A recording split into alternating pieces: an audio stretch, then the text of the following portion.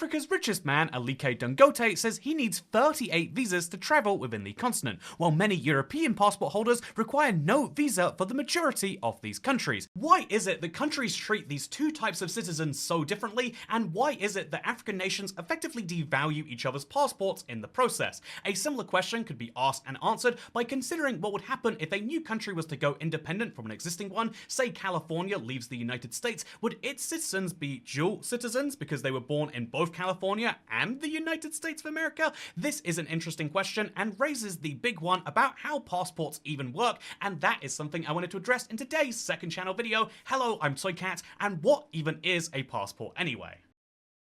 African nations agreed to scrap visa requirements for all African citizens by 2018, but to date, 6 years later, the Seychelles is the only nation where visa-free travel is open to all, because the strength of your passport is something your government doesn't have direct control over, as instead, like your popularity, it's based on other nations and their opinion and their restrictions on you. Interestingly, when a nation loses its favor with lots of other countries, such as when Russia invades one of its neighbors, both Russia and its neighbor get weaker passports for different reasons. And so what is it that makes Singapore's passport the world's most powerful therefore? Well, maybe first we should answer why all passports aren't that strong. I've traveled to around a quarter of the world's nations for reasons related to this channel, and generally all of that travel can be grouped into two categories: visa-free and visa-required. A visa being required is not a no to travel, it's not an impossible hurdle to overcome, but instead it does require paperwork to be filled out, it does require a fee to be paid, this can sometimes be triple digits in the hundreds of US dollars, and more importantly, it means the default status of travel is no. This has to be flipped by some bureaucrat somewhere to yes,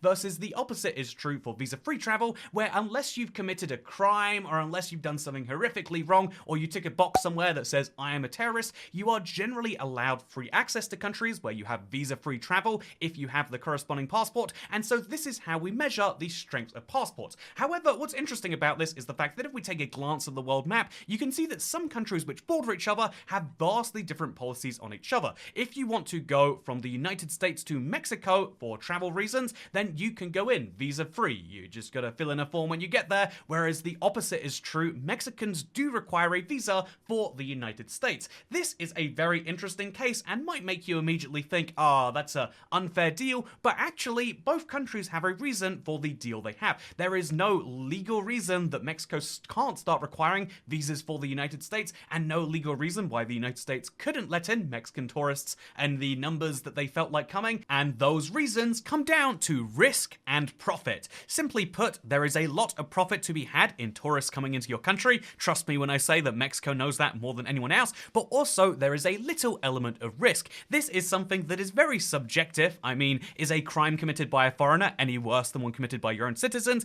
However, I think everyone would agree that if people coming into your country were committing crimes at 10 times the rate of your citizens, then that would be a risk to your country. But instead of thinking about murder as the crime, consider that the United States charges thousands of dollars for a work visa, something I can personally confirm, and that this is something that they are losing if you come to the country via a tourist visa and then just overstay and then work in the country illegally, something which is very easy to do in the US compared to most nations. And so this is one of the things they're really thinking about when it comes to risk, whereas the other end of this is profit. The reason that Mexico doesn't require the same risk from the US, even though it means that there is a chance that some United States citizens are not on true work visas and therefore not paying the relevant fees to the Mexican government, is because of the profit that can be had from tourism. The measurable benefit of tourism in a nation is a big topic for another time, but in general, countries do pretty well when they export, and tourism is one of the easiest exports you can do. However, what happens if you were to export your entire country away from another one, such as in the case of a Californian exit or a Quebec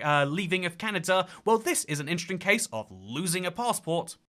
Citizenship is a fairly new concept on the global scale, and generally most countries just write the rules to say that if you were born in the country, then you have right to citizenship. Sometimes it requires a grandparent or parent to be born there too, and sometimes just the grandparent being born there is enough, even if you were not. But what's interesting is that they don't really take into account the idea that countries do split apart, even though it's happened literally hundreds of times over the past century. And so what would happen if California were to leave the United States? Well, the instinct is to say that California Californian citizens would be born in both California and in the United States, whereas United States citizens would not be born in California, therefore Californians would gain the more powerful passport. However, the most interesting case to disprove this is the fact that the closest thing that's happened to this with a major nation in the modern age is that Britain left a place which had a common passport. Fun fact, it said European Union on the top of my first passport, and now despite the fact that I was born in the European Union, I do not have the rights to live and work there, and this is solely because of the fact that there is a political agreement which happens when a nation leaves another one, and this generally would go down something like that in a case with a major economy. However, sometimes it doesn't happen. For example, if you have a grandfather who was born in Northern Ireland,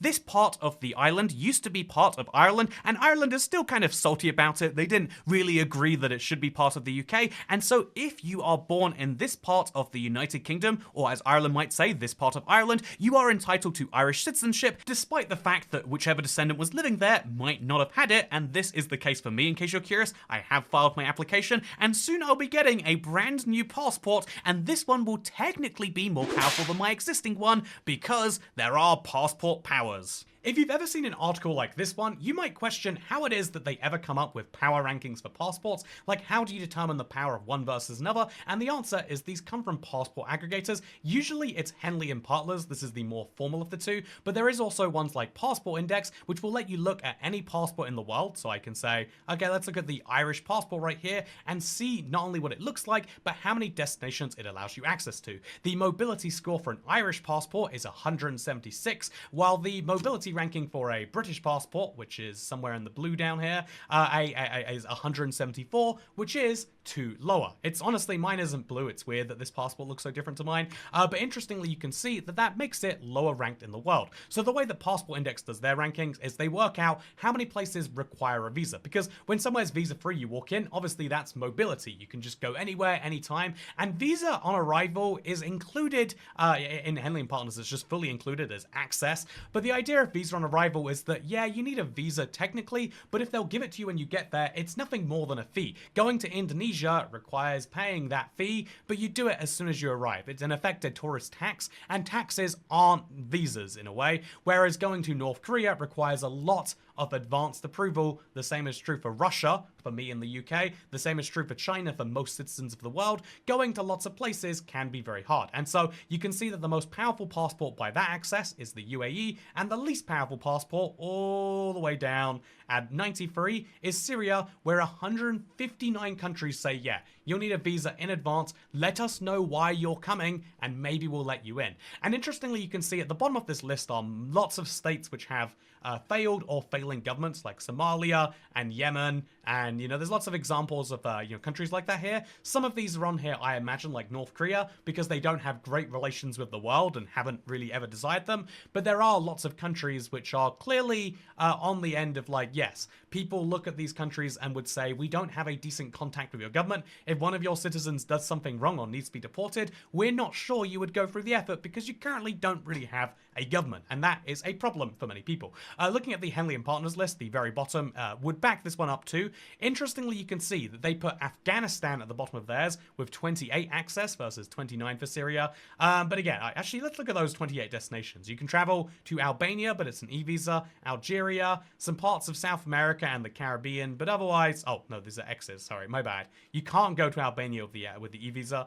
You can go to Bangladesh, you can go to Burundi, Cambodia, the Cabo Verde Islands, and in reality, like, even though you can travel visa-free to the Cook Islands, how are you going to get to the Cook Islands? It's not a real visa-free, so Afghanistan's visa strength is even weaker than this would say, and that is one of the problems that both of these lists have. They're very brute force lists for answering a much more complicated problem. So on the list of Henley and Partners, they put France, Germany, Italy, Singapore, and Japan, as well as Spain, tied at number 1, 194 destinations. And this is an interesting one because they're not the same 194 destinations. When you're from Japan, you can't go to Afghanistan, Algeria, and Burkina Faso, Cameroon. Actually, yeah, I bet one of the African nations will be the difference. You can't go to Cuba visa-free when you're from Japan, but if you're from Germany, I actually don't know, can you? I assume you can, for example. No, you still can't.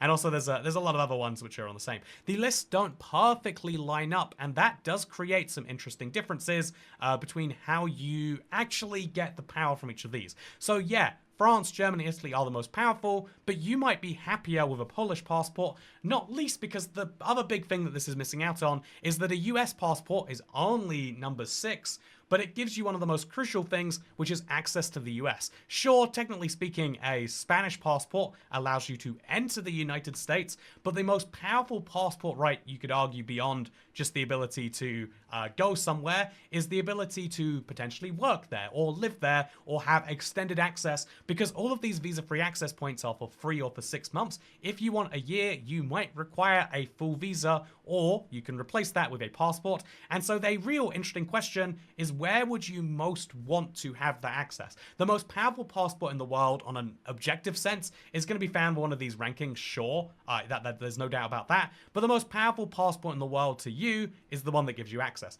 And the second point here is to talk about, for example, to come back to the point in the intro, the first person to run across Africa was a white person.